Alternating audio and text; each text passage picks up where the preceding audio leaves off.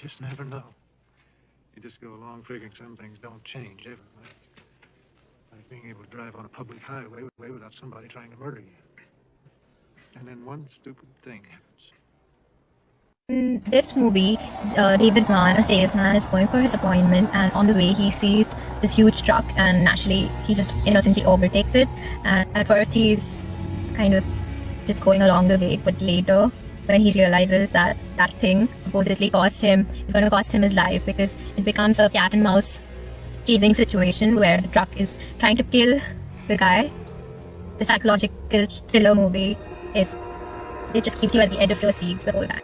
The movie did win an Emmy for Outstanding Achievement in Film Sound Editing in 1972, and that's when I think Billy's talents were actually appreciated, considering the fact that he made the music in just 1 week, and he used instruments like strings, harp, keyboard, and there was heavy use of percussion instruments, obviously. Much of the score wasn't ultimately put into the movie, but I wish it would have, because I guess the sound did a great job in thrilling me and scaring me throughout the movie.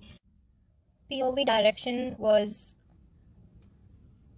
quite a new thing at that time, and Alfred Hitchcock inspired Steven Spielberg to do this POV direction in this movie, and I think it's beautifully portrayed in this cafe scene. I believe the whole cafe scene is pure genius. Every bit of it is so thrilling. Not necessarily scaring, but it's still among the best scenes. Thinking out loud has been used on 2 occasions in this movie, and it made me overthink with the character. Especially in the scene where David Mann is thinking to himself in the restroom. He's looking into the mirror and he's thinking to himself. And there's also one scene in which he's staring at all the people in the bar, looking at their boots and trying to figure out in his head who the killer is. All of this was inspired by Alfred Hitchcock, but according to one review on Rotten Tomatoes, it said even Alfred Hitchcock could not have directed Duel better than this, and I completely agree. Steven Spielberg used the red car, especially because red looked good in the desert background, and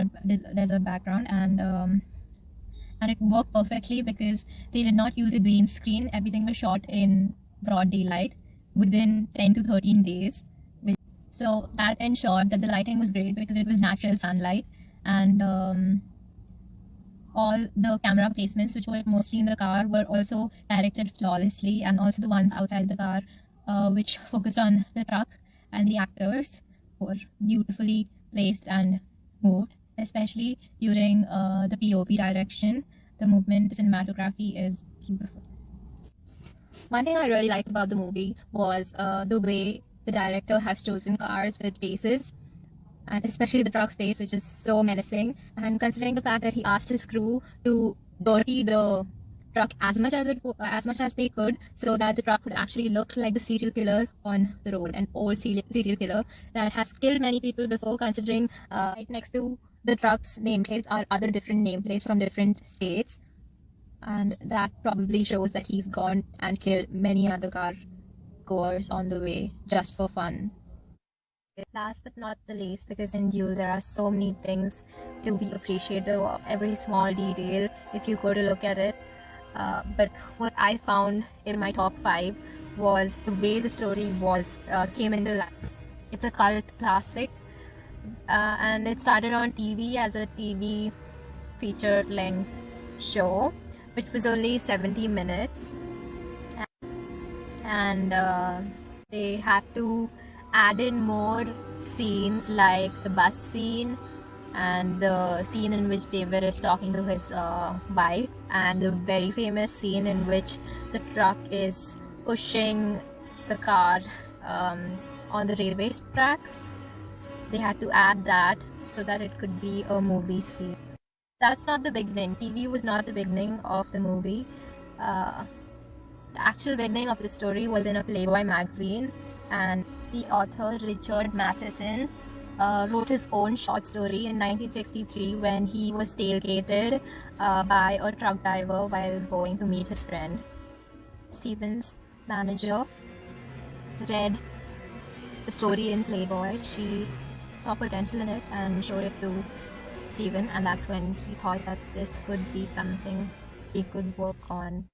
All this contributes to the next generation of directors that came forth, with the pioneers being Alfred Hitchcock and Steven Spielberg and his great movie Duel, which everyone should watch once in a lifetime. Thank you.